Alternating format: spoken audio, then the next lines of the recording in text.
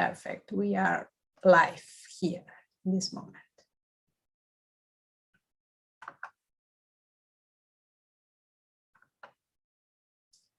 Welcome, everyone. Today we have the honor to host Paolo Granata's lecture in the framework of Marshall McLuhan's legacy. Before to introduce to the Professor Granata, I'd like to mention that the streaming is in English and we are recording the simultaneous interpretation in Spanish to upload into the Anisha Cultural Uruguay YouTube channel after the talk. Okay, Lucia, Bonilla, and Maria Eugenia Sus are the interpreters. Our great gratitude for their amazing collaboration. Thanks a lot, Lucia and Maria Eugenia Sus. Well, the lecture proposed by Paolo Granata was Education in the Maelstrom, Media Literacy for a Sustainable Future. I would like to share with all of you a synthesis of Paolo Granata's profile. He is an educator, innovator, and cross-disciplinary media scholar. Over 20-year academic career in research, teaching, and public engagement, he has held positions at the University of Bologna, the Academy of Fine Arts in Bologna and Turin, and recently at the University of Toronto. Serving since 2018 as a board member of the Executive Committee at the Canadian Commission for UNESCO, his work is focused on digital equity, diversity, and inclusion to explore the potential that information and technology hold for enactive, positive social change. In 2019, he founded the Media Ethics Lab, a research hub that studies the ways that digital media practices and emerging technologies are marked by ethical issues and decisive political, societal, and cultural questions. Thank you so much, Professor Granata, for accepting the invitation to revamp the Marshall McLuhan's legacy. Go ahead, please. Thank you. Thank you, Delma. Thank you, everyone, for being here, wherever you are, on YouTube, Facebook, or Zoom. So thank you for having me, and I'm very pleased to share some thoughts about Marshall McLuhan's legacy and possibly play with Marshall McLuhan. So I'm going to spotlight my video for everyone, and here you are. Hope you can watch and listen well, and later we are going to make a kind of interaction. So be ready for an interactive live engagement. Okay, so first of all, that's the title of my speech today, the Education in the Maelstrom. Marshall McLuhan, among many other things, was a great educator. So education played a very important role in Marshall McLuhan's not only theoretical framework, but also activism as a public intellectual. He was very, very engaged with the very idea of education. And so that's why eventually I wanted to explore why and how he is an educator, and most importantly, why Marshall McLuhan can be depicted, portrayed, as I like to say, as a playful mind. McLuhan, a playful mind. This is a picture, of course, he knew already at that time that cats and pets were very popular on social media. This is a beautiful photo. It's a beautiful picture that, well, to some extent sparks that playfulness that I wanted to share with you today, talking about Marshall McLuhan. And here we are. I told you there will be an interactive part later today, but I wanted to ask first of all a question, right? Okay, this is my question for you. What is the most indispensable technology, tool, artifact, object that you have at home? Okay, so try to look around, think about the most indispensable tool or technology that you have at home. You can even take it, you can even find it, or just think about it. Okay, so one thing you can't do without, an indispensable tool or technology, not just probably the cell phone as well.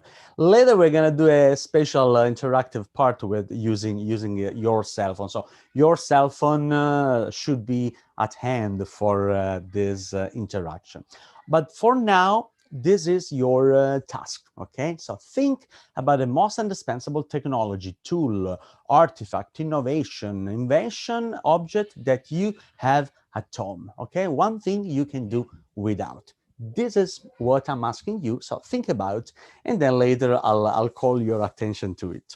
Also, I know we are live streaming on many different platforms, but because I'm only one person, I won't be able to monitor all the streams. So I will keep an eye on the Zoom chat. Okay. So for any need, for any reasons, so feel free to use the chat if you are on the Zoom meeting. Okay. So maybe later that will be even very useful.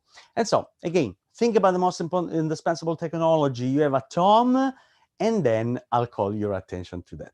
All right. So, first of all, I told you a playful mind, but also a playful child. This is Marshall Mcluhan in Edmonton. I like these pictures because essentially everyone is a child somehow. Even the legends like Marshall McLuhan's, they were child somehow. And a child is a very playful person. Right? When we are children, actually, we do play. We learn how to live in this world. We learn the symbolic dimension of life by playing, right? This is why this, I think, a picture is important symbolically. So a child, when we are children, we learn how to play. We learn the playfulness, the playful dimension of life. And this is crucial. Also, I wanted to share a few things that are, I think, important to better understand Marshall McLuhan's theoretical framework. And this is actually his journey, right? The journey of the genius, the journey of the hero here in Canada, and not only because he was born in Edmonton, then moved to Winnipeg, and then he went actually to Cambridge. And Cambridge was a shock for Marshall McLuhan as a literary scholar, because let me point out, Marshall McLuhan, and I know I'm going to shock many of you, but Marshall McLuhan was not a professor of media studies or communication studies. Marshall McLuhan was a man of letters, was a professor of English literature. And this is pretty important. Why a professor of English literature? Eventually became to be known as the most important media scholar in the 20th century. And so Cambridge played a very important role in Marshall McLuhan's scholarship. And not only, in Cambridge, he converted to Catholicism. In Cambridge, he met with that marvelous intellectual environment of the new criticism and modernism. So all those insights were fundamental for Marshall McLuhan to become Marshall McLuhan. And so eventually, actually, he went to St. Louis for a little while, but St. Louis was very important. He met Walter J. Young, and then Windsor in Canada, finally back in Canada. And he, while teaching English literature in St. Louis and in Windsor, he realized that the world was changing. The media world, the media environment was changing. He was teaching English literature, but his students were engaged with comics, with magazines, with radio, other forms of media, right? And he couldn't understand, right? He couldn't stand this kind of dichotomy between his scholarship, English literature, and his students. That's why he wanted to fill that gap. He wanted to bridge that distance between him and his students. And so that is a crucial moment because he, while keeping being a literary scholar, he started studying media. He started studying the popular media, such as commercial, comics, and so all these things, and understanding how those media, that media environment was changing the world, was changing the life within which he lived. And so this is important passage. And then eventually he came to Toronto here with a big red spot. Essentially, Toronto is, 1943, the Mcluhan's intellectual home. And particularly, most importantly, Marshall Mcluhan came to Toronto brought by St. Michael's College. St. Michael's College is a college within the University of Toronto. As a Catholic college, to some extent for Mcluhan, it was a perfect destination. As a converted Catholic, he found at St. Michael's College in the University of Toronto the right intellectual subsoil where his ideas could germinate. Right. Also, St. Michael's College was a cradle of humanistic studies in the University of Toronto, and so great intellectuals, great minds, great humanists and scholars were at St. Michael's College. One of those is Etienne Gilson. Here it is. This is Etienne Gilson. This is Marshall Mcluhan. This is a beautiful. This is a beautiful letter. I won't read it all, but essentially, this is Walter. Walter here is Walter J. Young, the great historian Walter J. Young, and he's writing to Walter J. Young to say, "Oh, I got a position at the University of Toronto, at St. Michael's College. It is a beautiful place. There is a church. They gave me a house as well for my family. So what else? It's perfect." And also he said here, I met Gilson. I met Etienne Gilson, a great medievalist, a great intellectual and medievalist of the time, teaching at St. Michael's College. And so I met Gilson. He looks like a football coach. He looks like a football coach, said Mcluhan in this letter. And this gives us a sense of how important was for Marshall Mcluhan that humanistic environment, that subsoil within which his ideas could germinate. So this is, I think it's important. Marshall McLuhan's genius is beyond his own mind, beyond Marshall McLuhan himself. There was an environment, a climate within around him, right?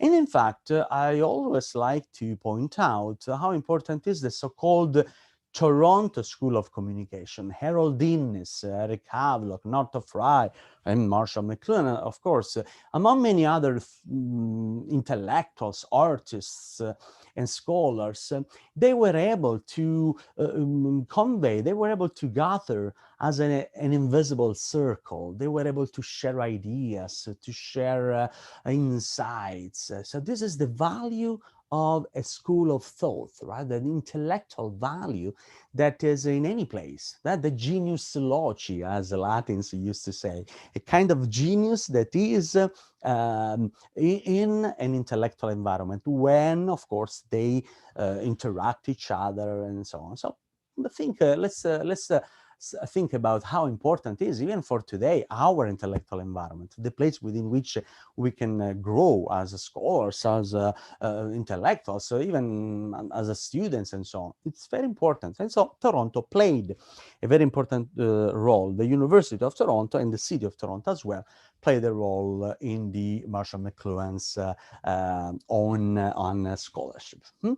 And in fact, nowadays, I'm very, always excited. Anytime I go to my office in the University of Toronto, I do walk through this beautiful street, which is St. Joseph Street, where St. Michael's College is, which is the Marshall McLuhan Way.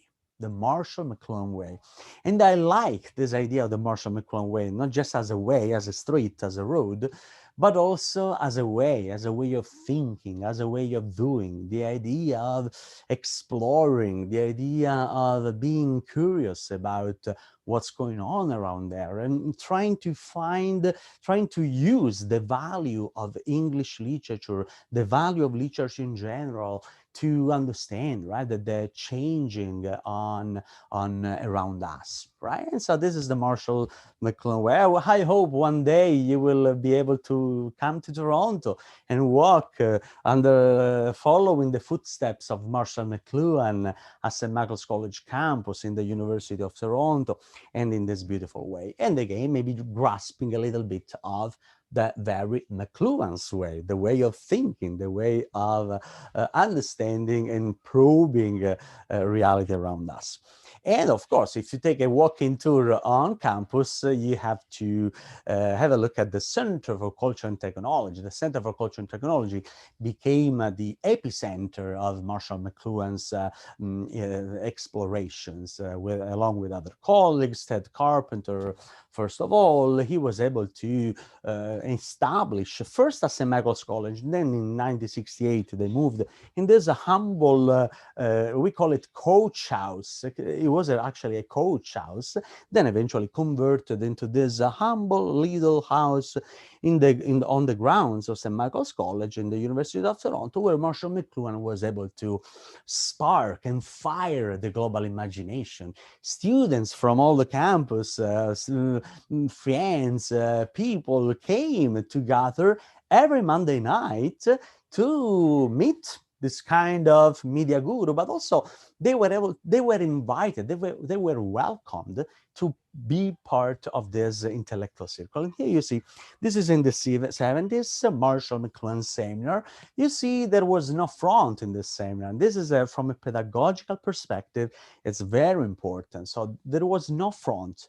Sit in circle, all these students, well, typically 70 long hairs and the dress code, and you see those students. Imagine being those students on the center every Monday night discussing, right, about things, and there was no actual theme for any session. You know, he used to start the Monday night seminars with a specific question: what's on your mind? So I used to call one of those and say, what's on your mind?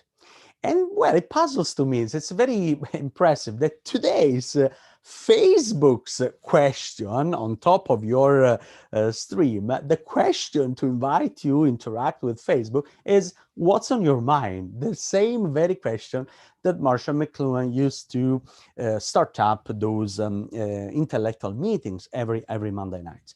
And of course, those intellectual meetings were able to attract not only students from the campus. This is John Lennon back in the 69.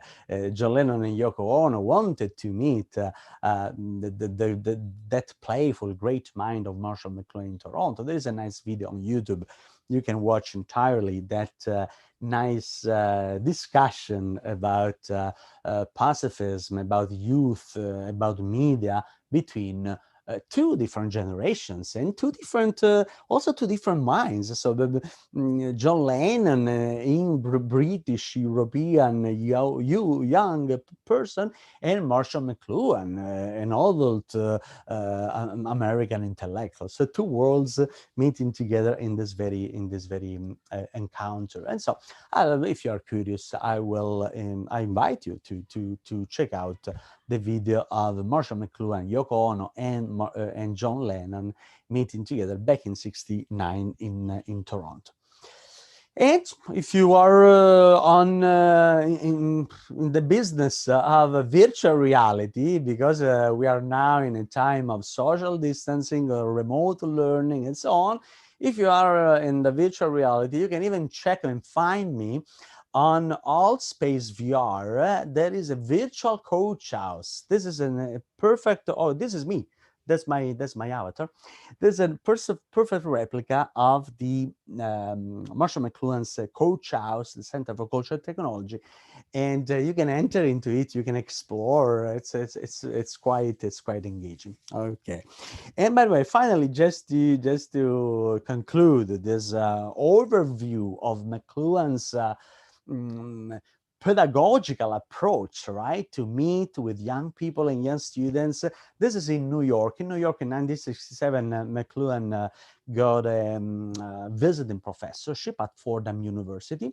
And so at Fordham, he was able again to bring Ted Carpenter, John Culkin, other scholars, but essentially you see the climate, right, in Marshall McLuhan's classes back in the 60s, where dialogue, conversation, ideas exchange were at the core of his pedagogy, right? And they used to play with students. Even he used to tell some bad jokes, such as a man enters into an antique shop and goes, "What's new?" Well, I told you it was a bad joke. But however, again, the playfulness of Marshall McLuhan, the playfulness was a very important component of his pedagogy, of his idea of engaging and probing, exploring, playing with words, playing with language, right? So playing with language was a typical modernism approach, right? In understanding the form of words, the understanding the value of the form, right, beyond the actual content. And so, again, as a formalist, as a pedagogist, Mcluhan liked to play with words, with ideas, with concepts, and with his students. And so I'll tell you later why, even well, myself, why I wanted to play with Marshall McLuhan.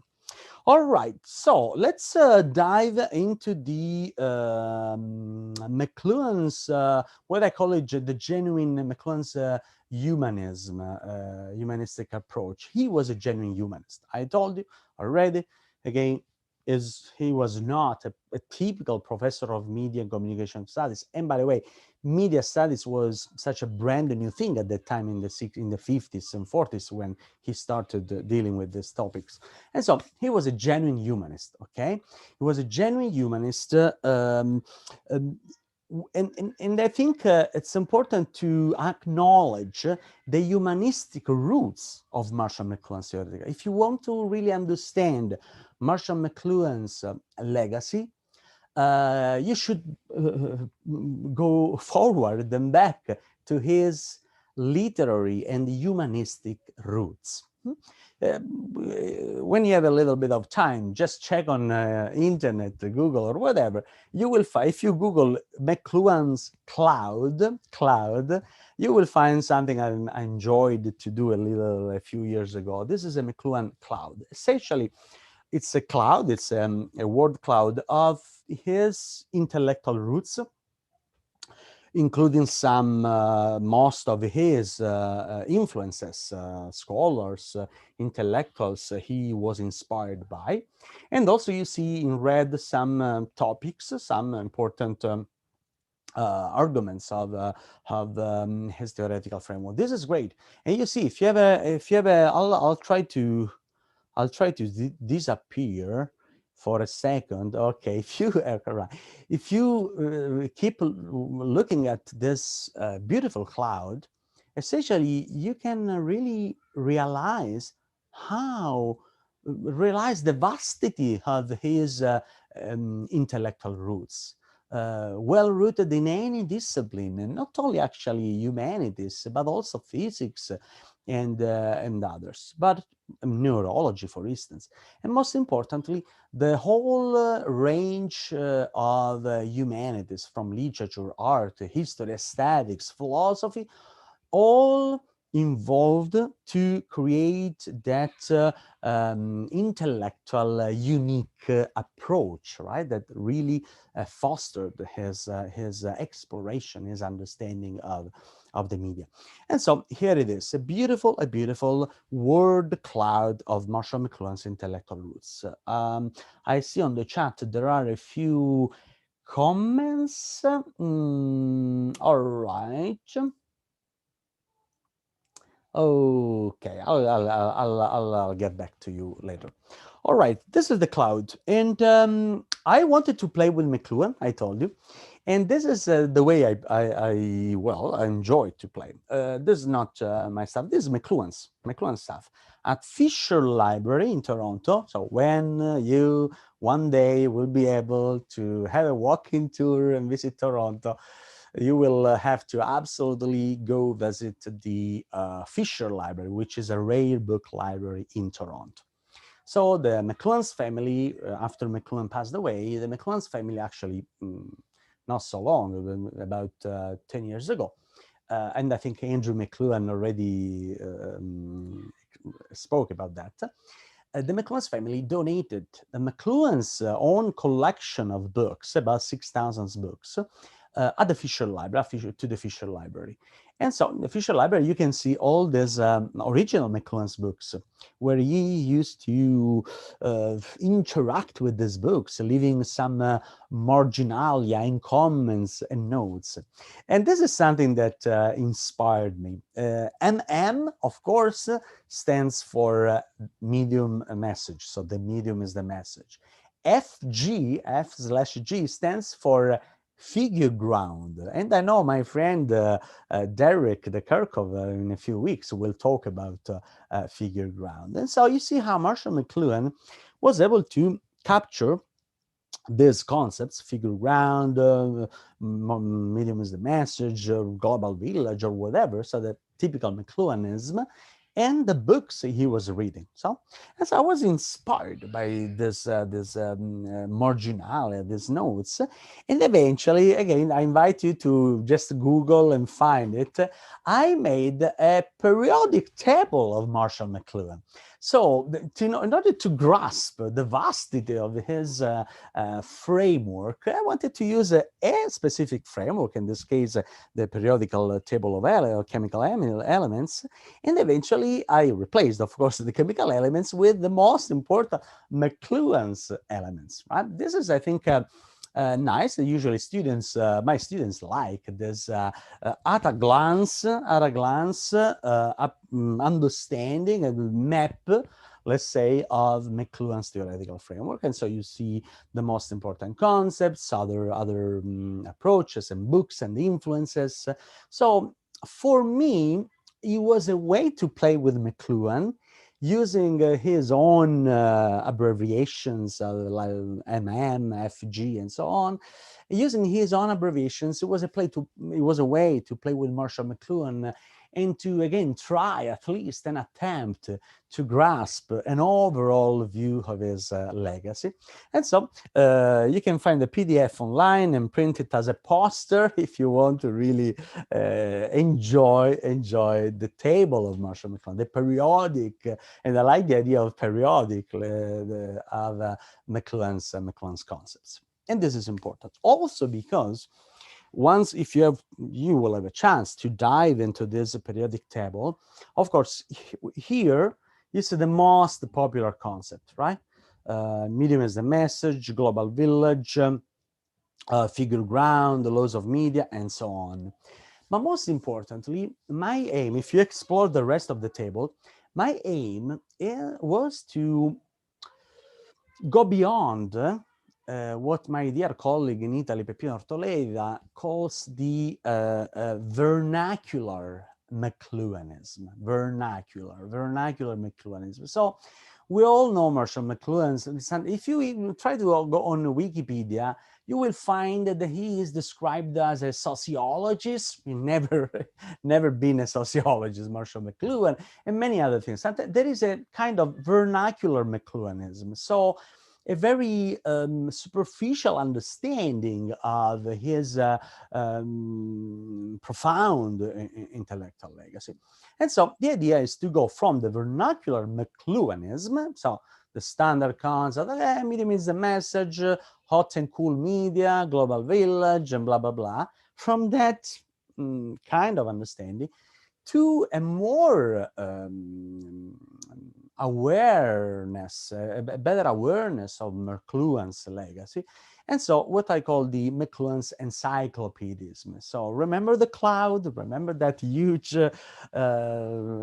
cloud of intellectual influences. So he was a polymath, he was an encyclopedic thinker. So from any field of knowledge, from any realm, without necessarily aim at a sort of specialization, right? Rather than specializing into specific matters, you wanted to step back and see the whole picture and see the encyclopedism approach. So where you grasp an overall picture of the thing, and then you can see from afar, you can you can see from a distance, you can see from afar a better picture of the whole, right?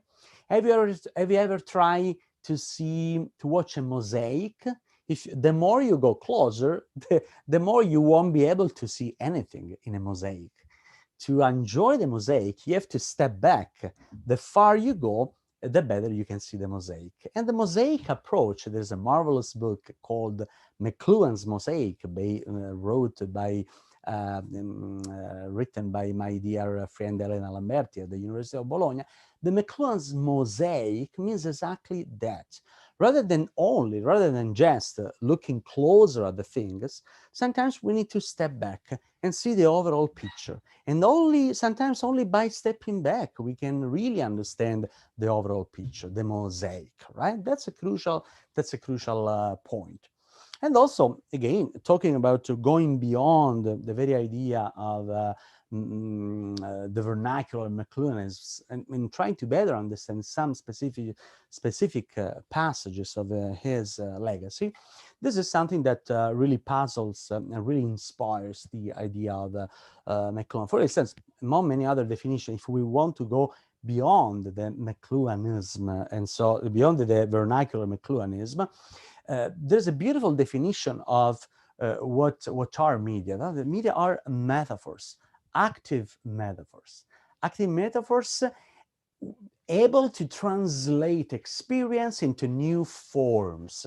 And form is a crucial word, is a key word to understand Mcluhan and to understanding media. Media as forms within which we live our experiences, within which we can express our life. This is crucial. And I like the idea of the metaphor. Metaphor, you know, it's a Greek word, metaphorein, carry on, bringing forward, right? So you bring something, you carry on something, right? And the process is more important than what actually you are carrying on, right? So the actual idea of carrying on is more important of the content. That's why the medium is the message, right? The very idea of bringing carry on forward is embedded into this formalism, Mcluhan's formalism, right? And in fact, here you see, I like the metaphor, the transformation, right? The same element that evolves and transforms by keeping its nature and then enjoying the process. Again, medium is a message means that the process is more important than the content. And in fact, playing with this, there is a beautiful Marshall McLuhan's probe. You know, he used to call it probes, and kind of provocations to let us think about media, about everything. And so water is unknown to a fish until it discovers air. So this is crucial. So the idea and the Mcluhan's media ecology is all expressed in this sentence, in this catchphrase and probe. The water is unknown. We don't know. We take it for granted. As a fish, we take the environment around us for granted. And we are no longer able to recognize it. So we take it for granted. And sometimes we don't know what it is. So exactly like the fish in the water. That's where Marshall McLuhan's pedagogical approach comes into play. Awareness of that invisible environment that surrounds us. This is crucial. And in fact, this is not a great discovery, actually. It was there, written already in the Gutenberg Galaxy, the first most popular book of Mcluhan. In the very introduction to the Gutenberg Galaxy, you can read something like that. There might have been some advantage in substituting the very word galaxy, the word environment. Any technology tends to create a new human environment. And this is what is a medium. The medium is an environment, is the environment that makes, shapes, creates, right? Who we are, how we interact, how we understand, right? That environment. And it was there. So essentially, you can replace the very word galaxy with environment to understand Mcluhan's. And in fact, I used to, before the pandemic, hopefully we will be able to come back next year, I used to bring my students every year. It's a special class on technology and creativity. We used to take a field trip to Silicon Valley, California, to critically understand what's going on out there, down there. And so eventually, among many other steps, eventually we came to visit the Computer History Museum. And so we discover a nice thing. This is the Computer History Museum. These are my beautiful Mcluhan's students in creativity and technology. And this is a Marshall Mcluhan's, actually not only Marshall Mcluhan, it was a kind of co-authored with John Culkin. We become what we behold. We shape our tools, and then our tools shape us, right? In the game, this kind of mutual interaction between human and technology tools. I don't much like the very word tools in terms of technologies. Media and technology is not just a tool, it's an environment, as said. However, again, the idea that there is a mutual relationship, right? Any extension of human, like Mcluhan used to say, any new technology, any extension creates a new environment, and so eventually that environment affects who we are, affects us, shape us. And so in fact, this is something that we may receive as a notification. So check your cell phone. Media would like to shape your reality. Effects may include feelings and thoughts, behavior, experience, and that. Allow or don't allow, allow, don't allow. So of course, we don't want to allow that kind of shaping the experience. But it's something that, again, is not so easy like a notification, but it's something we should think about, right? Anytime we do take for granted, anytime we take for granted the invisible effects of media in the way we think, in the process we make, think, we deal with things, right? So when we take it for granted, we are more vulnerable.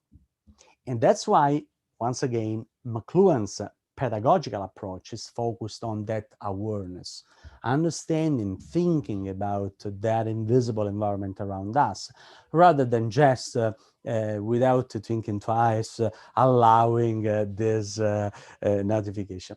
And I wanted to give you a demonstration, actually, of this unconscious reaction that we usually take for granted, and also is something important in terms of the way we unconsciously, the way media unconsciously affect us.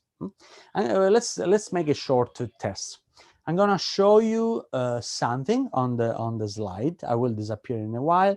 I'll show you something, and let's see what happens.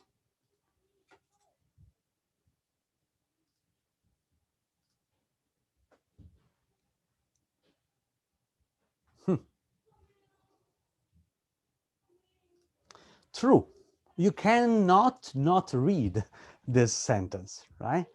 This is the invisible, unconscious power of any medium, including language or writing, to us, right? So we cannot longer escape Once we know how to read, suppose we know the English language, once you know how to read, you can no longer escape it.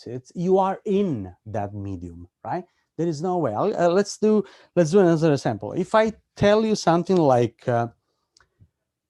think of an elephant. Think of an elephant.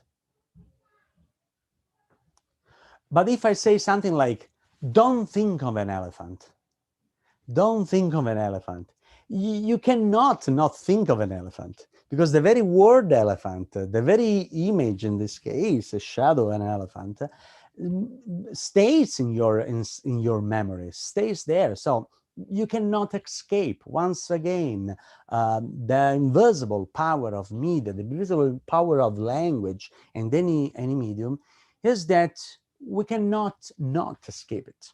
This is crucial. And in fact, Marshall McLuhan used to say the medium is the message. And, well, this is vernacular McLuhanism. Let's go a little bit beyond. The user is the content. We are the content of any medium, because we interact, we are part of the process, we are part of that environment. We complete, fulfill, we fill the gap, right?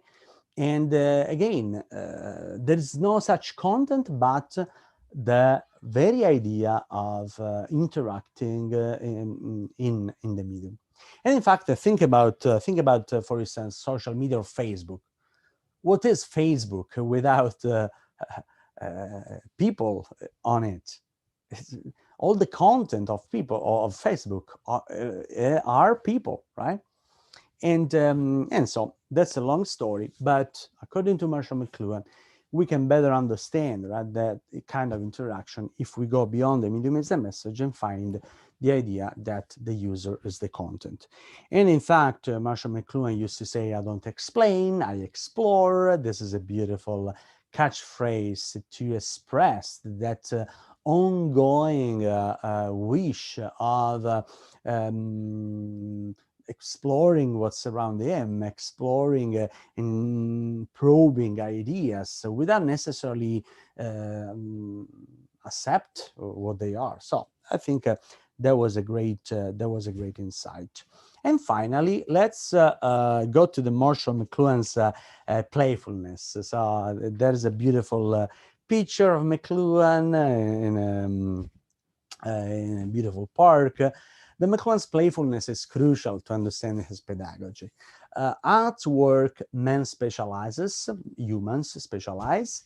At play, they use all their faculties, right? So when we do play as humans, we can really express and use our faculties. And in fact, actually, McLuhan's ideas were rooted into Johann Huizinga, the great scholar who conceptualized the very idea of play and games in the history of humankind as a way to grasp the symbolic dimension of human life, as a way to grasp the very ideas that make the experiences that make us humans.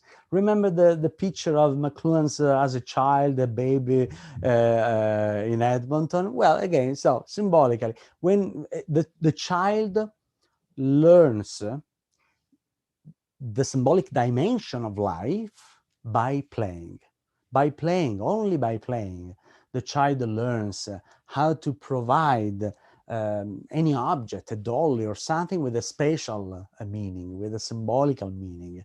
This is crucial. By playing, we can grasp the symbolic dimension of life. And in fact, McLuhan loved to play. This is playing cards, actually, a real deck of cards inspired and designed by Marshall McLuhan. You can find something like this, like the medium is the message, and many other probes in this beautiful deck of cards.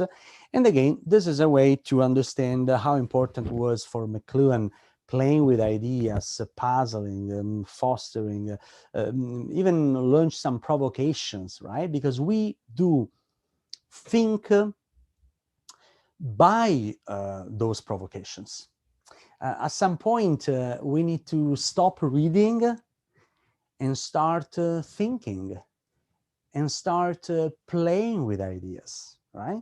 It's time at some point, in any point of life, in your career as a student, as a scholars, and so on, at some point, or even if you're writing an article or whatever, at some point you have to stop reading and start thinking and start playing with those ideas and concepts. And also this is what Marshall McLuhan used to teach to his students, right?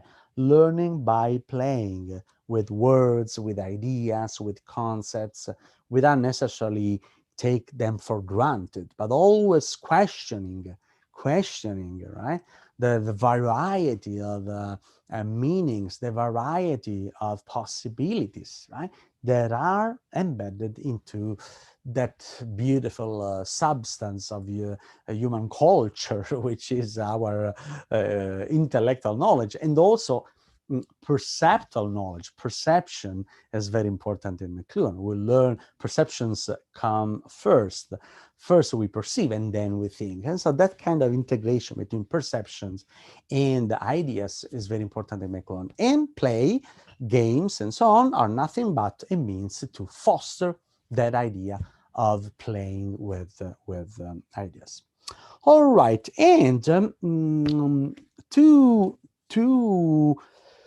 provide with a specific framework for playing with ideas, at the end of his life, basically in the 70s, Mcluhan came up, along with his son Eric, Mcluhan came up with a unique critical tool. I like to call it a heuristics. So the idea that there is a matrix, there is a tool, there is a means for fostering creative thinking, fostering critical thinking. But I mean, again, you need a tool, you need a specific framework for playing with ideas. And in fact, this framework is called Laws of Media, the New Science. This is Eric and Marshall, and this is the book actually called The Laws of Media, the New Science. The Laws of Media, again, is nothing but a tool that can be employed to foster critical thinking. And this is very important. Once again, Mcluhan didn't didn't give us contents. He gave us a method. You have a method, and then you can apply that method to understand and question whatever you want. This is crucial. He didn't tell what to do, but how to. This is crucial. And in fact, I like the Laws of Media as a critical tool, as a tool to foster critical thinking, and particularly as a methodology, a method for understanding any human innovation, any invention, any new artifact, any technology, any medium. The very definition of medium, according to Mcluhan, is very broad, and basically any human innovation can be conceived as a medium. And in fact, the 4 laws of media are actually 4 laws, 4 constant rules, right? 4 constant rules, 4 dimensions of any human innovation. 4 dimensions that govern all human innovations, or technologies, ideas, artifacts, and so on. We call it, Mcluhan's actually used to call it tetrad, Mcluhan's tetrad. Tetrad means a group of 4, so 4 elements. And this is rooted, once again, in the humanistic tradition from Aristotle to Aquinas, the Thomism, and Francis Bacon, and so on. The idea of a matrix of 4 as a heuristics for understanding, for processing, and stimulating critical thinking. That is crucial, right? Let me just cover a little bit for those who are not familiar with the 4 laws of media. I'll tell you a little bit what to do. what are the laws of media. And then after, I'll tell you what to do in terms of the interaction I promised for today's meeting. So I'll speed up a little bit. The 4 laws of media are questions and not answers. This is crucial, very important. Questions are more important than answers. And so that theoretical framework is conceived as a group of 4 questions. I'll tell you later. Then eventually we have there is no right answer. If you have to explore and probe and attempt to understand, again, any answer is fine. Any answer helps to shape, right? So the understanding, the awareness of the subject you are studying. And so, again, there is no right answer. Also, they exist simultaneously. So there are 4 laws of media for practical reasons, because the acoustic environment is somehow linear. I have to read one at a time, and so. But eventually, they are all important, the same importance. There is no sequence. There is no first and fourth law. So they are all important. They live in simultaneity. And the idea that simultaneity is not just, okay, there is no sequence and they are all important, but the simultaneity, maybe Derek next meeting will explain the very idea of figure ground, but the simultaneity of the 4 laws of media is important to understand how each law to some extent is complementary to others, right? There is an entanglement, there is a complementarity of the 4 laws of media. So there is no sequence, but they are simultaneous, and this is great. Also, of course, it's a thinking and pedagogical tool. I said that already. The idea to analyze effects, the analyze intended or unintended consequences of media and technologies. This is absolutely crucial. The laws of media are such a powerful tool to stimulate foresight thinking, forecasting, foresight thinking. So look forward and predict to some extent. It's a kind of predictive tool to think at least about possible consequences of any new innovation and technology. Intended and unintended consequences. So the idea that there are some consequences that were not intended, but they happen, and so you have to understand it. Same, the idea of predicting, it's important when we look back at the history of technologies and media and inventions. So if we, let's say, thinking about the printing press, right? We can apply the laws of media to understand the printing press as a new important technology in the Western world in the 15th century, and understanding the laws of media in relation to that historical technology, even to better understand how innovation works, the very nature of innovation, the very nature of any new technology. And so we learn from the past to better understand the possible implications of current contemporary technologies. And that's another important tool. All right, that said, which was the preliminary background information for the laws of media. Of course, now I'm going to tell you what are these 4 laws of media. If you didn't Google yet in the meantime, essentially, I'm going to explain and reveal the 4 questions that shape and form the 4 laws of media. But, as promised, it's now time for me to keep an eye on the chat. Even I think they are also. Thank you, Felix, Anna, Arnaldo, Mark, for your comments. And I see there is a nice discussion going on. Wonderful. So I promised interaction. So whether you are at home on YouTube, on Facebook, and Zoom or whatever, it's now time to interact with me.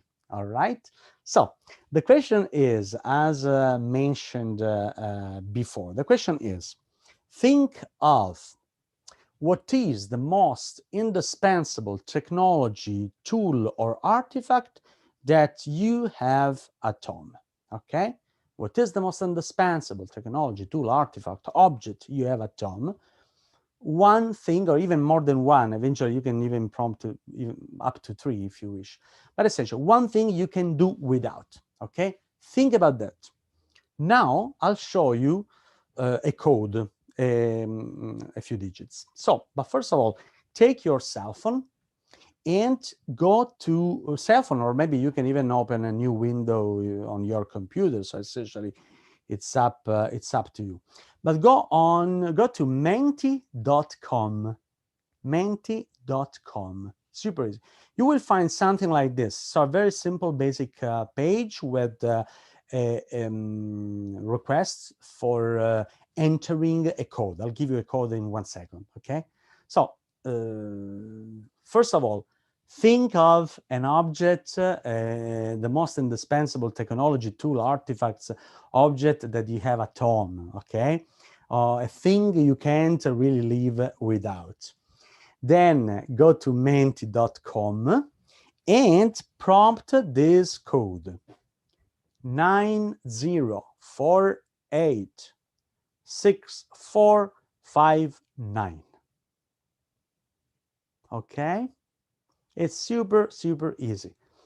Go to menti.com, use the code, and you will be able to enter up to 3 things, 3 objects, 3 inventions, 3 human innovations, technologies, or so on, tools, artifacts that you think you can't really do without.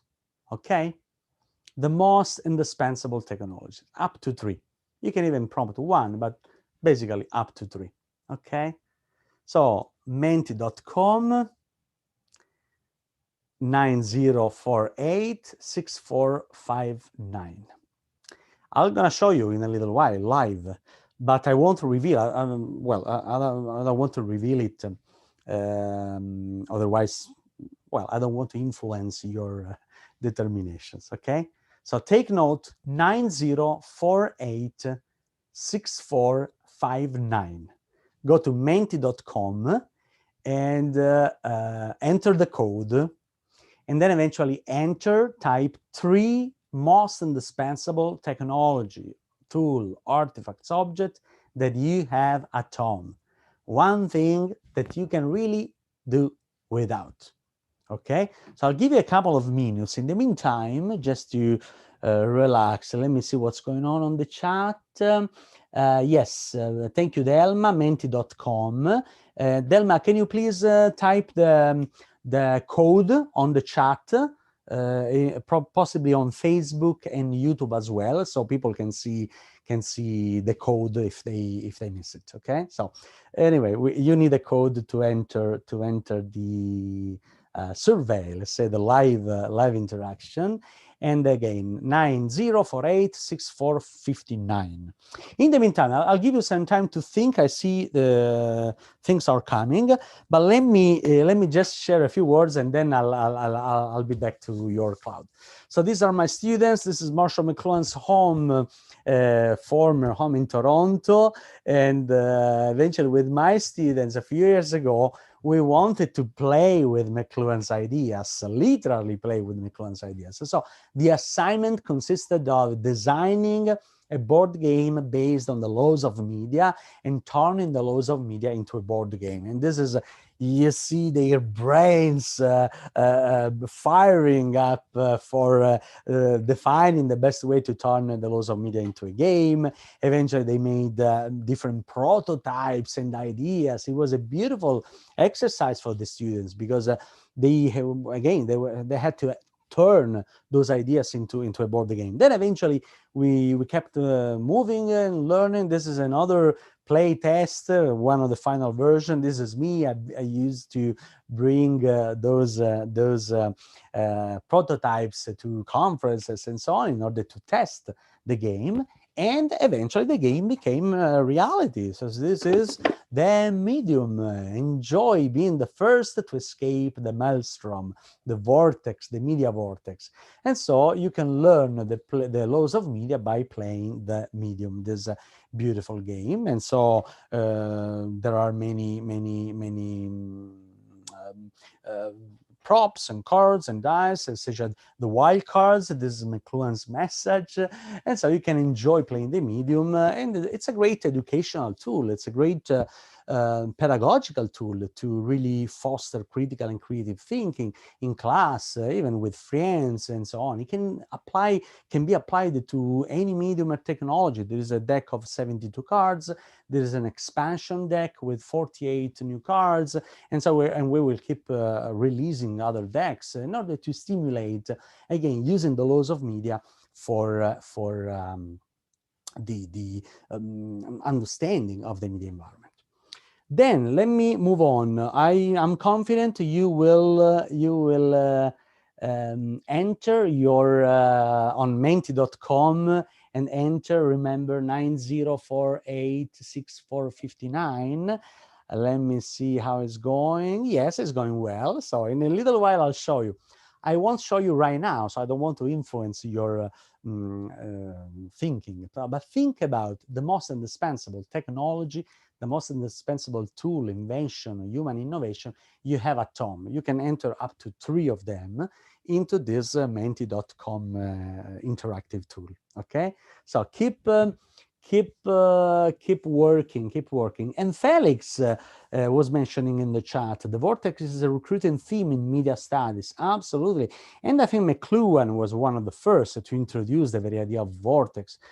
You may know he grabbed from Edgar Allan Poe the idea of the maelstrom, the sailor man dealing with this whirlpool, with this vortex, maelstrom in the sea, and only understanding the patterns of the vortex, so the pattern recognition, the sailorman was able to save his life. And so in the same way, we today, according to Mcluhan, we can understand, only understanding the patterns of the vortex, we can escape it, or we can save our life, or we can live better, and so on. And thank you, Felix, for mentioning the idea of the vortex, because I think the vortex is a crucial way to understand here the laws of media. First of all, if you Google laws of media, Mcluhan's tetrad on Google, Google Images particularly, you will find things like that, right? So essentially, you find a kind of X or a cross, any 4 squares depicting the 4 laws of media. And the most popular, I think, are these ones, which are essentially, again, a matrix of 4 squares, 4 quadrants, right? There's a beautiful Möbius strip, Möbius ring. It's a Möbius. It's like kind of complicated. ABCD, I like it, but I don't like it because it inspires a kind of sequence, right? A is more important than B, C, D, so like kind of a sequence. However, essentially, here you see there are many combinations, right? And the simultaneity, the combination, is absolutely important. I like this one, which highlights the figure and ground qualities. Again, figure ground. I don't like this one. It's for squares, for quadrants. However, the idea that there are the laws of media are 4 laws of media, and so tetrad means a group of 4 questions, okay, 4 elements. And so while working on the medium game, the board game, eventually after years, because we've been working on this board game for about more than 3 years, eventually we came up with the best combination, the best, I think, the best visual rendering of the laws of media, retrieving the very idea of the vortex. And in fact, in the board game, the 4 laws of media are represented by a vortex, a maelstrom, but actually, if you look closely, there are 4 spirals entangled each other. And so each spiral contains the other ones, right? And so the simultaneity. Each spiral is complementary to the others. Eventually here we put FLP, flip. This is an older version, but essentially you see 4 spirals, the 4 laws of media, the 4 dimensions that govern human innovations, entangled as a vortex. And of course, usually in the board games, you start from the edge, from the borders, and then you go to the center. But because we wanted to apply Marshall McLuhan's theoretical framework, it's a backward thinking. And so from the center, where you place the deck of cards, you pick a medium, and essentially you have to let your teammates guess what medium is on the card. But essentially from the center, players and teams escape the vortex in order to reach the finish line. And also the game can be played by teams, so with an infinite number of people, because you can shape up to 4 teams with as many people you want. But also there is a variant that it can be played by only two persons. But essentially, what is important here is that the 4 laws of media are not in sequence. They are all important, and there is a simultaneity of the 4 laws of media, and the simultaneity is expressed by the very idea of the vortex, right? The very idea of the vortex, the very idea of the entanglement and the complementarity of the 4 laws of media. And okay, this is Mcluhan. This is Mcluhan. Okay, here it is. This is Mcluhan, a kind of investigative approach, because actually the laws of media are a kind of detective tool, right? So to inquire, to understand, to question, and so on. And you see, this is tetrad, and then they were tetradding. Tetrad can be a verb, actually. But they were discussing about the cloning as a technology, as a biotechnology. And so you see A, B, C, D, so essentially the 4 laws of media and the effects of 4 laws of media applied to the very idea of cloning as a biotechnology. All right, let's, for those who never heard about the laws of media, in the meantime, let me see what's going on the cloud. Yes, it's coming. So thank you everyone for enjoying. I'll show you in a little while the cloud you are making, and also we will play together. But first of all, let me finally reveal these 4 laws of media. Yeah, this is kind of the same rendering of the medium, the game. This is the medium, let's say any technology, right? And let's see the 4 laws of media. First, enhancing. So this is a classic in Marshall McLuhan. Any technology enhance or improve, extend some human faculties, some human qualities, and so on. So any technology is an extension of our life, our qualities, even our social life, the extension, right? And so, because any technology extends some human faculties, for somehow any new technology, let me step here, obsolesces some other human faculties. So the question is, what does the medium replace or make obsolete? So if any technology gave us the power of extending some human faculties, inevitably we are losing something else. So the obsolescence as a concept. So while gaining something new, we lose something else. That's why there is a complementarity between enhancing and obsolescing. Okay, so what does it replace or make obsolete? Then another law is retrieving. In so doing, extending and obsolescing, introducing something new, making obsolete something else, and so on, there is always some kind of human habit or human faculties that new technology is able to retrieve, to bring back from the past. So something that was previously made obsolete something that was previously made obsolete by a new extension, eventually can be retrieved, brought back from the past according to this law of media. What does it retrieve? What does the medium retrieve or bring back from the past? And then eventually, but again, it's not eventually, they are simultaneous and so on. The other one is flip. What does it reverse or flip into?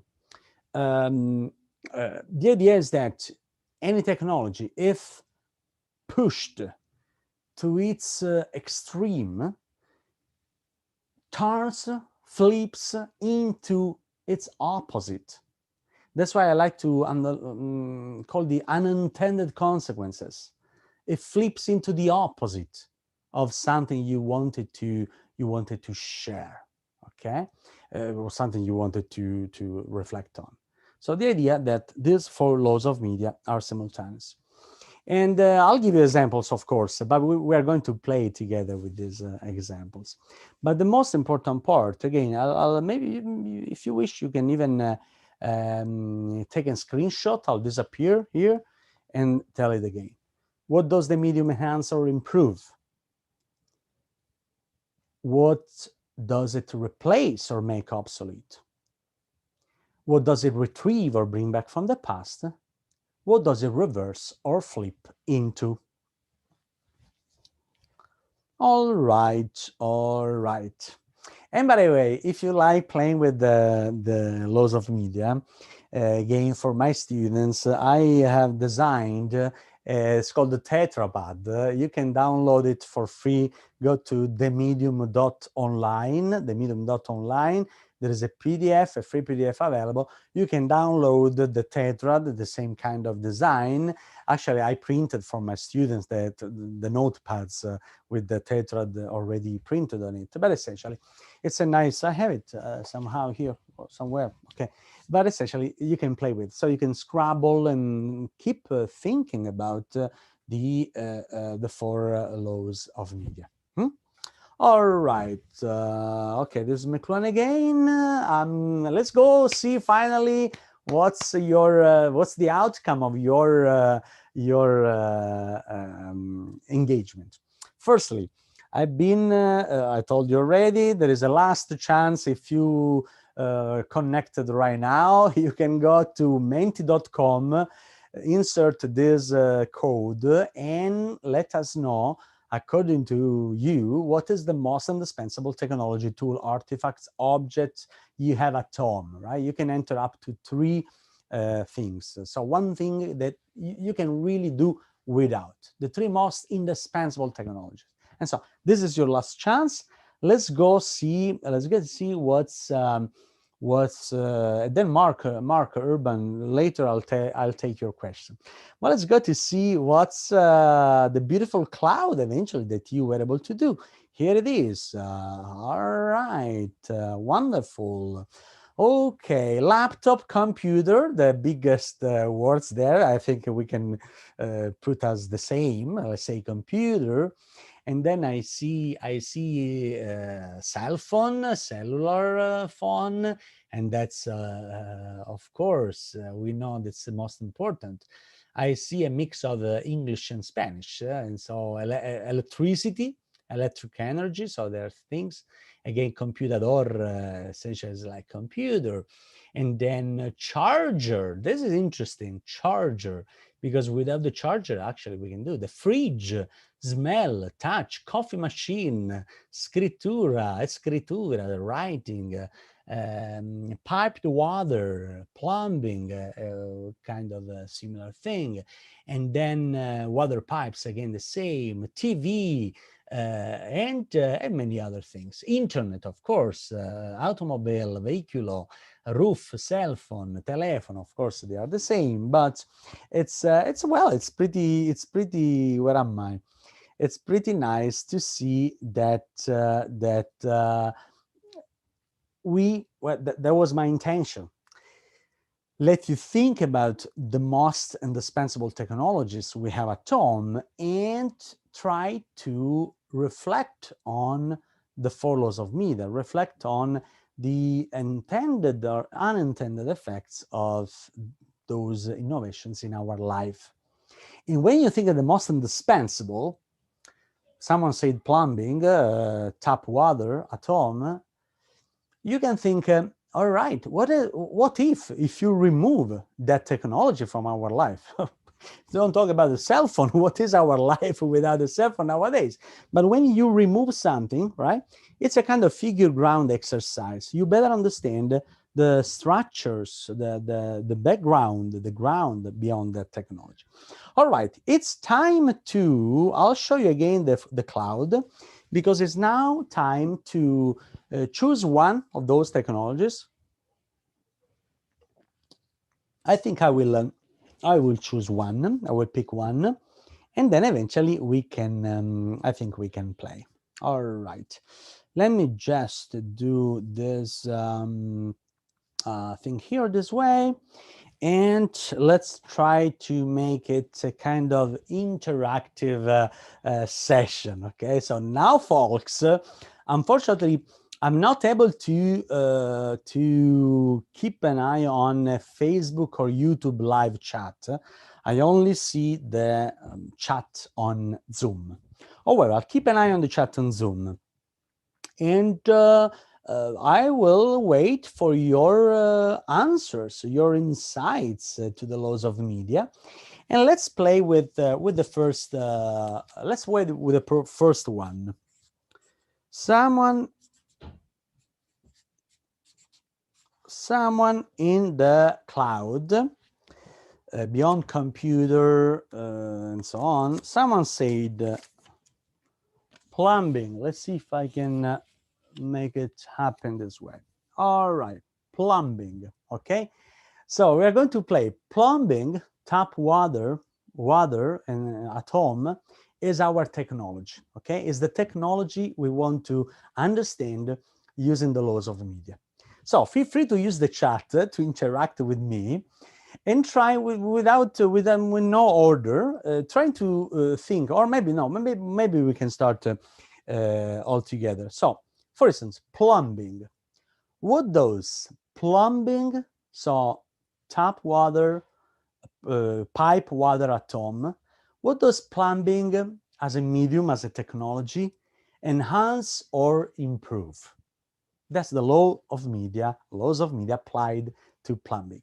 What does plumbing? So feel free to use the chat so I can write it down and put it on the virtual board here. So plumbing. What does plumbing enhance, extend, improve? There are no right answers. Remember, laws of media are questions, and all answers are acceptable for fostering critical thinking.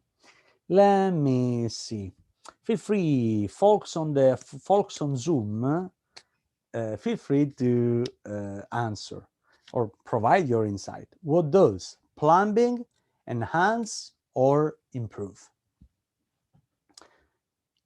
All right, Mark. Enhancing, plumbing brings water to our home. Okay. Basically, and we also suppose clean water, right? Or at least clean water comes clean.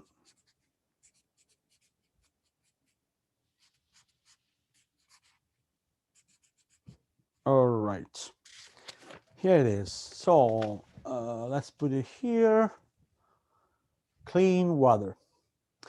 I see a comment in Spanish, Andrea. What does plumbing enhance? Okay, bringing clean water. What kind of human habit can be enhanced by using clean water? Or what kind of habit, what kind of benefit we can get from the clean water? Hygiene. Oh, excellent. Lucas Sage. And all right. All right, so enhancing. Let me put it here. Hygiene, right? Wonderful. And so I think you get how it works. So the more we think about, the more we find, definitions or answers to those laws of media. Felix said plant grow, or I will say irrigation. And so essentially pipe water, at home it's plumbing, but pipe water improves actually the very idea of irrigation. And say irrigation, agriculture, plant, Felix said plant growth. Wonderful. And I think we can all right, personal hydration, Felix, as well. Can we sum up like hydration, health? Because we do drink clean water, and so I will say something like health, right? To take into account Andrea's comment. Okay, let me put this way here, and that's enough for an answer. Okay, let's move on to obsolescence. Okay, so think about it now, folks. Again, unfortunately, I can't take comments from YouTube or Facebook, or maybe Delma, you can help me to transport the comments from YouTube and Facebook on Zoom. But essentially, from the Zoom chat, folks, please step in. What does the medium obsolescence, right? We're going to obsolete. What does the medium make? What does this medium plumbing replace or make obsolete? So once clean water, pipe water come to home, something becomes obsolete, right? So that new technology, plumbing, eventually made obsolete something else. So what does the medium, what does plumbing replace or make obsolete? If you can please, all right, Lucas, thank you, Lucas. Lucas say water truck, water,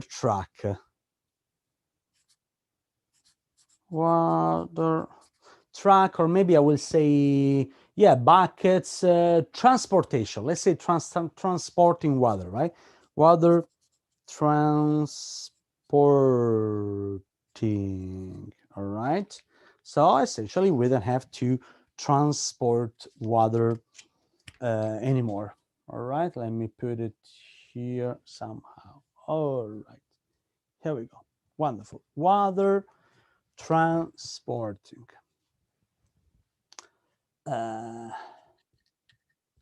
Obsolescing, right? So what those plumbing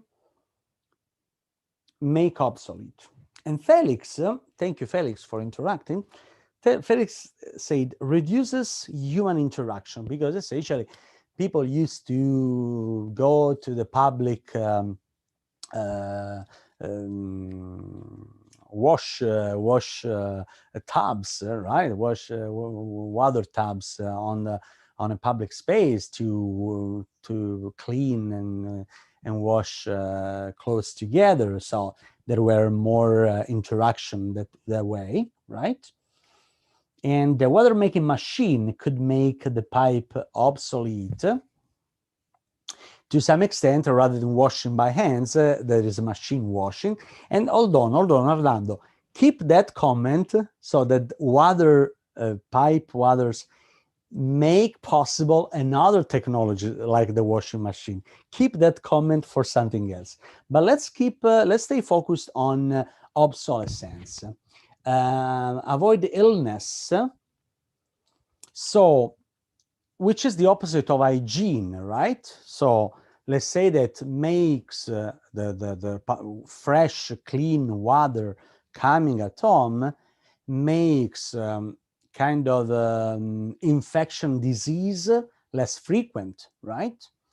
And Los Valdes de originaron las noches. This is very nice, Orlando, I like it. Let's say, yes, let's put illness. Let's say illness, let's say illness as an effect of introducing clean water into our home by plumbing, okay? I'll put illness just right here. Wonderful, Enes. What else? Pueden usar, para facilitar traducción. Oh, sorry, Delma, right, say, yeah, Google Translate or deeple.com, okay. What else? Illness, enfermedad, all right. What does pipe water, plumbing at home makes, what does plumbing make obsolete? Replace. Oh, we said actually socializing. Socializing. There is a socializing aspect of sharing, carrying on water, and so on, which is part of the obsolescence, right? Okay. All right, I think that's enough. Let's move on to another one, to retrieve. Think about, what does plumbing retrieve or bring back from the past? This is important. What kind of human habit, human quality, social habit, the clean, fresh water brings back from the past? Think about our ancestors, our ancient people, and their relationship to fresh, clean water. What does the clean water at home retrieve, bring back from the past, in terms of that kind of relationship between human cultures and that unique value of fresh water and clean water? So I like Anna, purification. There are no right or wrong answers, but I like Anna's purification.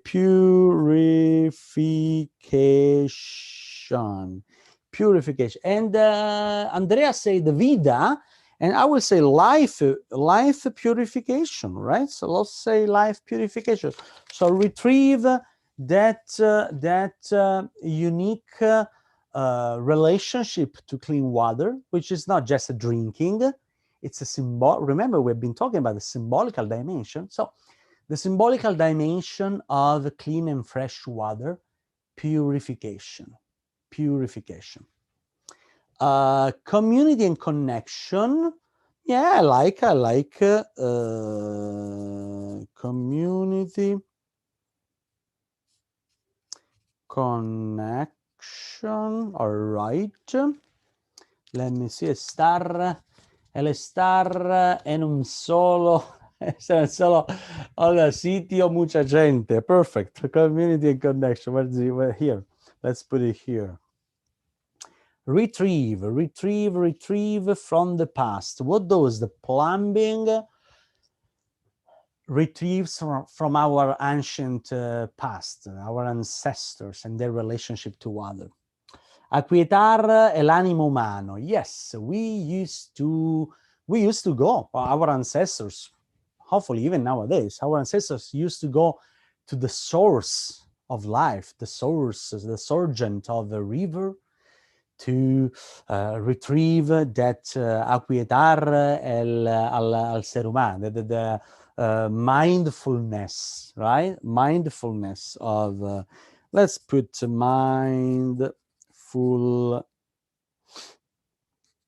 mindfulness. All right.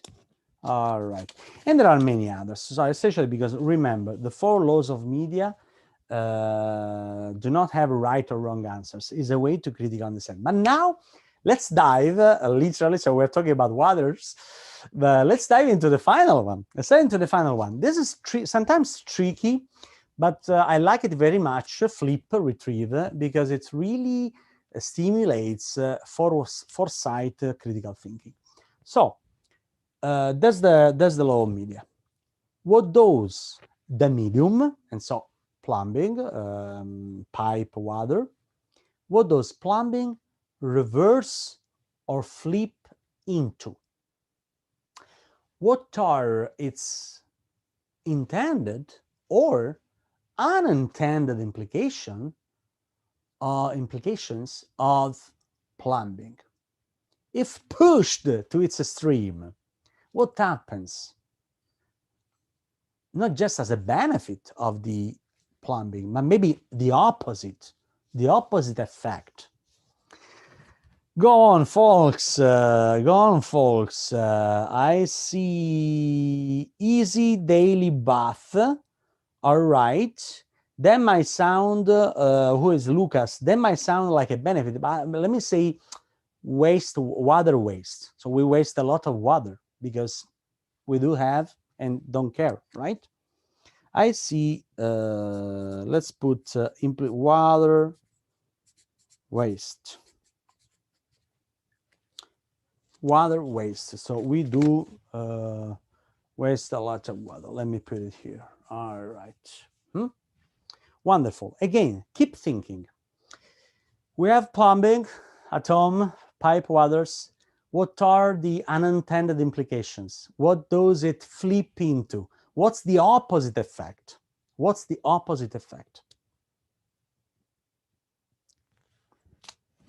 I see you are thinking. Feel free, think, and possibly chat using Zoom, or maybe the Elma can can take the liberty to grab from Facebook and YouTube chat and put it on Zoom so I can see it. Contamination. I like it. Contamination. Contamination. All right. Contamination, because essentially there is a kind of polluted water that can come. Wonderful. What about let me try to simulate. What about social consequences in terms of society, right? As a society, what does the plumbing flip into? So the reverse effect, so the opposite effect in terms of social. Think about nowadays. Think. Well, I'll give you a clue. I'll give you a hint. Think about the undeveloped countries. Think about marginalized communities. What does it, Andrea, retrocedere nel tiempo? This is very philosophical question. I like it. I will skip for now because to increasing freshwater scarcity. I like Mark. Mark said flipping into scarcity, right? Yeah, think about maybe Uruguay as well, some regions, California. Water scarcity, it's a disaster, right? For families and for if you're the unique family, no one, it's unfair, right? Let me put, may I say something like, firstly, inequalities, right? Inequalities. If we think about the scarcity, some families will be able to receive fresh water and some other families not. And so where's the, there, here, and put it here, inequalities. Some countries have access to a lot of water, such as Canada, and other countries, undeveloped countries, did not, right? And in fact, Orlando said, aumentar el riesgo de la sociedad. I like it. All right, let's stop. Okay, complicates the technical infrastructure and building, requires more know-how to build. Right. Let's say in general, building and infrastructures, right? So infrastructural building as a flip. Let me put it here as a flip side, the flip side of this matter, right? All right, let's stop. I think let's stop here. It's conscious of time, perfect timing. So you see, folks, right? You see the great potential. Oh, where's the plumbing? Okay. This is plumbing, socializing. All right. Okay. You see the great potential of the laws of media. You see the great potential then when we put something and conceive something as a medium, as a human innovation, as a technology, using these 4 questions, we can foster critical thinking. We can keep increasing our awareness of the relationship between extensions, obsolescence, reversing, flipping. So the 4 laws of media that enable us to critically understand, sometimes even critically and creatively understanding emerging technologies, for instance. I'm new in Clubhouse. I don't know if you have Clubhouse. It's a brand new social media based on audio. And so to some extent, the Clubhouse makes obsolete visual social media, right? Or Clubhouse retrieves the acoustic live involvement, right? It looks like a little bit like the free radio frequencies, the radio as a medium. And so Clubhouse retrieves radio in the social media environment, and then maybe Clubhouse flips into something else. So this is very, very important. I think we can, again, my message for concluding this part, then maybe if there is time, and not only about plumbing, but any media, but if there is time, we can have a very, very short Q&A session. But what is important is that the laws of media can be applied to any field, any human innovation, any human invention. If you are even interested in art history or philosophy, you can apply the laws of media to those realms of knowledge. Art history, cubism. What does cubism make obsolete? Cubism makes obsolete the perspective, right? For instance, or what does think about philosophy, pragmatism? What does pragmatism retrieve, and so on? So any field of knowledge, any human innovation, any idea, any human artifact can be processed, can be employed using the laws of media to really unleash your creative thinking, unleash your creativity, and grasp all at once the playfulness of Marshall McLuhan, playing with ideas, understanding the media environment, and possibly escaping the media vortex. Thank you very much.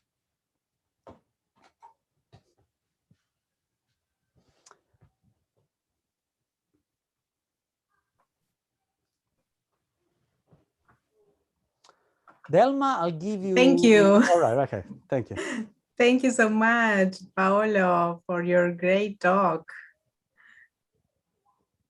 It was amazing, the ludic format. Yeah. And I know you keep thinking. Oh, thank you, Felix, and thank you all for engaging in the laws of media, live experimental process. And so that's thank you very much, and thank you all the folks on Zoom, YouTube, or Facebook for interacting. Thank you very much. All right. If there is a question, I can. There was a question. I think I lost it. If there is a question, I can take it. Otherwise, I just invite you to dive into the laws of media and enjoy escaping the vortex of the media maelstrom by asking the 4 laws of media, by asking those questions to critically understand and to even to, because our, if we say that the media environment is polluted, it's our responsibility to make it a better place, to make the media environment a better place, a more sustainable place, right? So this is the idea of digital sustainability.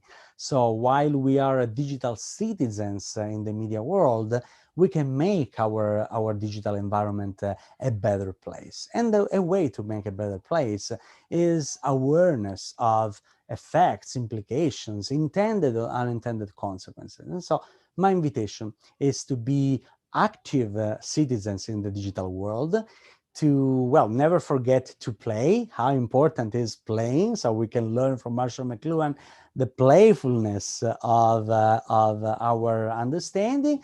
And while we play, we can build a more and better sustainable digital world.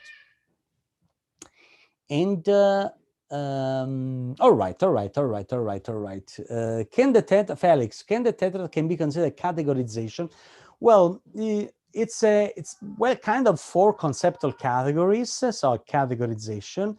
But let's say that beyond the analytical tradition within categorization, within which categorization is framed, the idea is not just finding categories or from a kind of analytical perspective, but is more aiming at connecting things, right? So otherwise categorization tends to split things in different categories. In Marshall McLuhan's and Eric McLuhan's ideas, the tetrad is more a way to foster connections, right? Marshall McLuhan used to say it's impossible to understand objects. We can only understand relationship between objects, right? Something like that. So the idea that the relationship is more important. And so rather than just splitting in different categories, any analytical understanding of any subject, the idea is to foster connections, foster relationships. It's more systemic thinking in the Marshall McLuhan's tetrad. It's more a kind of cybernetic thinking. So the art of govern the bot. Cybernetic means govern the direction of our way on the sea, but only understanding the relationships, only understanding even the best choice we can make by relating different things. It's a more systemic, relational, systemic, connective thinking. The tetrad is a more connective thinking than categorizing approach. I hope that can help. Well, Mcluhan and Chomsky, it's a long tradition, but essentially, let's say that in a few words, the systemic thinking, conceiving media as a system, as an environment, to some extent was very influential. We played an important role, even in Chomsky approach to understanding of media power, propaganda, and all these things. So from rather than a monodirectional perspective, rather than hypodermic needle theories and media effects, Mcluhan's provided a more ecological, systemic way of thinking of media that, to some extent, played an important influence on Chomsky as well. And final question, Arnaldo, have Marshall McLuhan ever used board games as an educational tool? Well, I can't tell exactly, but for sure he designed the deck of cards. And the deck of cards was not just a deck of cards to play with. There were some instructions. Let me see if I can.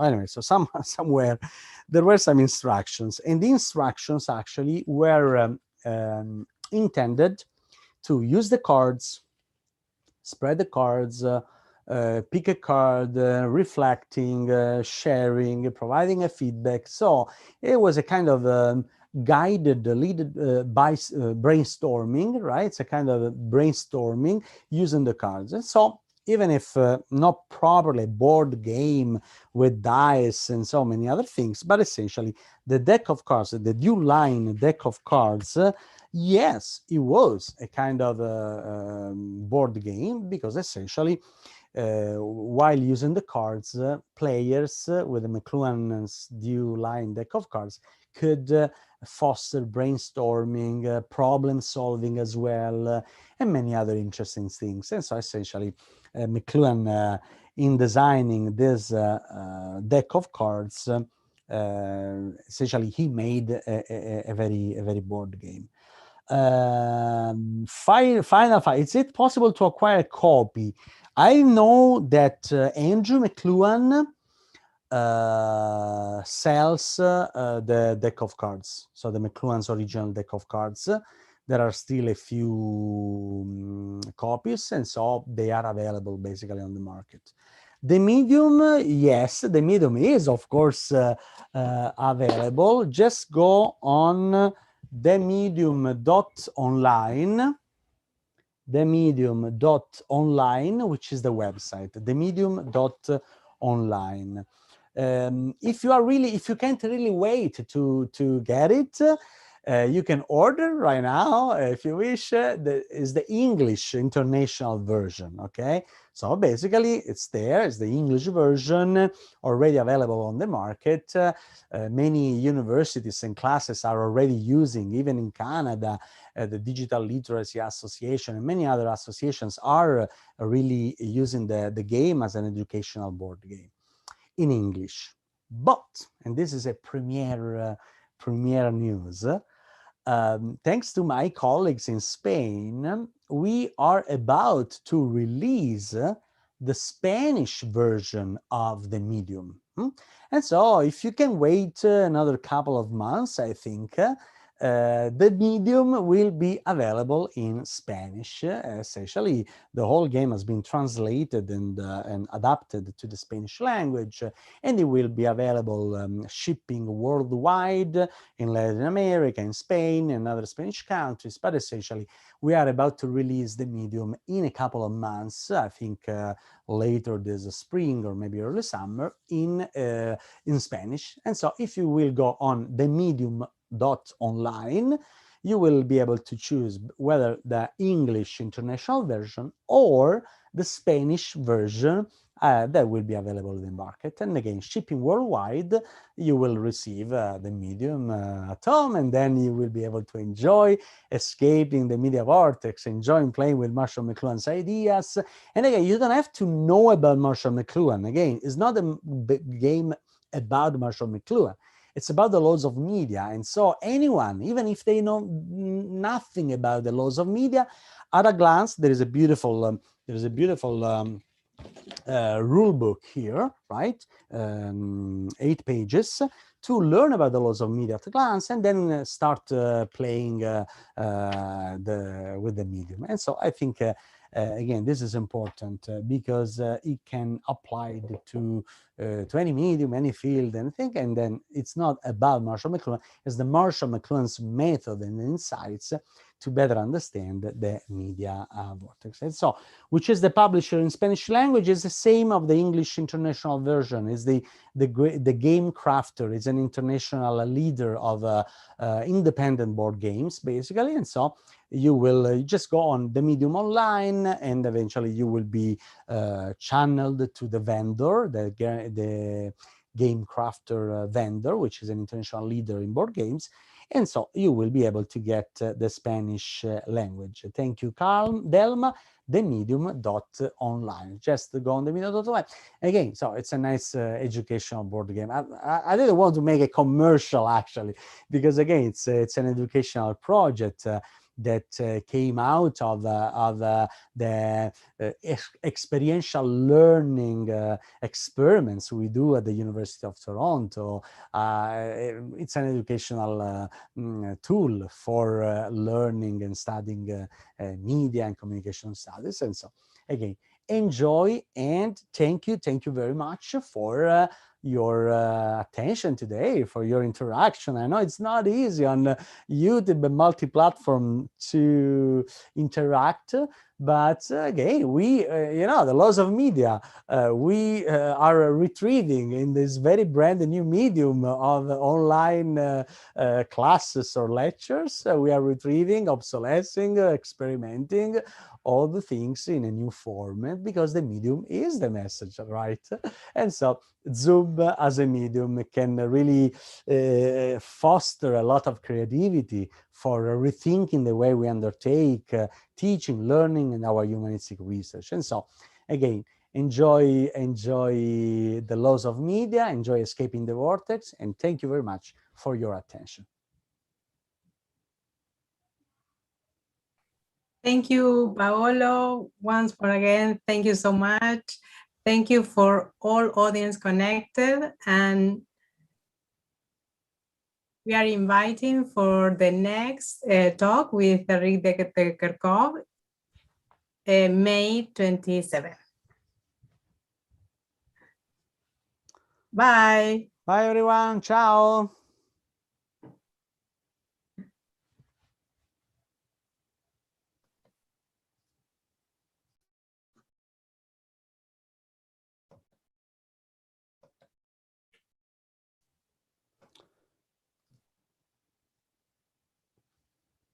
Thank you.